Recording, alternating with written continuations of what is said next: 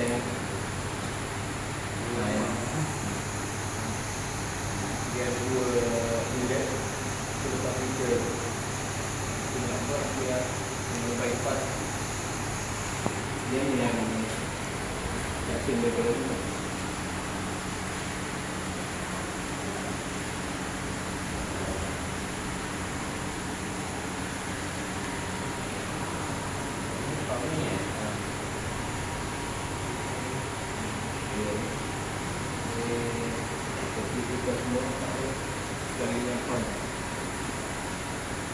Ni dia super dia sambung dia apa PVC kan jadi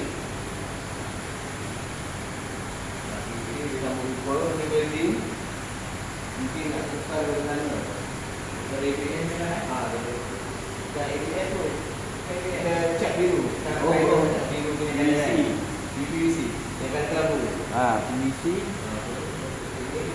ni semua seratnya ada dia itu kan itu dia ni satu sisi lah lebih baik. Nah ni yang hantar ke ni blok CD sana blok itu.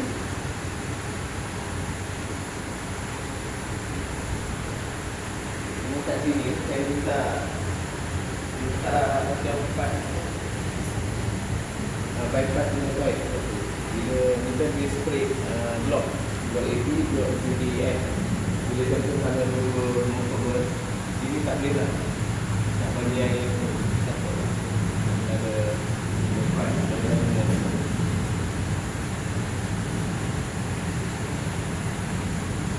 saya ambil gambar farm ini very short kita pakai spotlight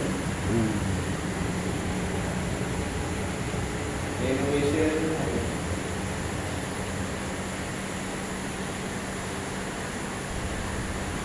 Dia punya tank ni, tahu abang biasa tukar ham-ham tu macam mana? Sebab dia model ni. Dia pandang dia ni. Pandang ni dulu. Dia punya tank. Dia dua.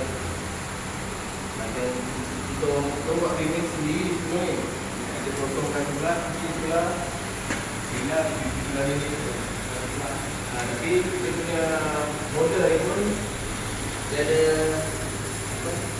report. Dia report. Dia ada semua kecil lah dia punya pakai ni.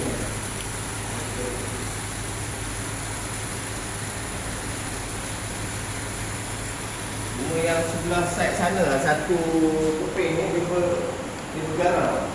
Dia akan pecah-pecah. Dia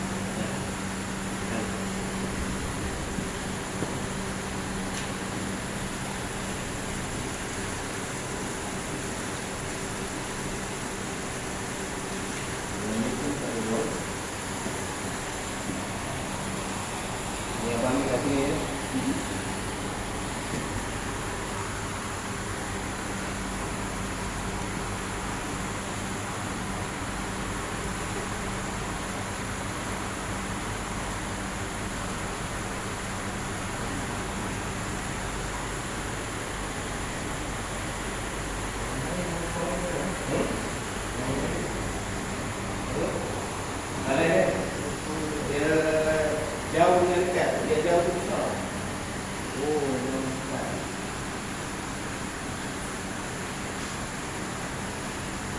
Tapi kalau boleh dapat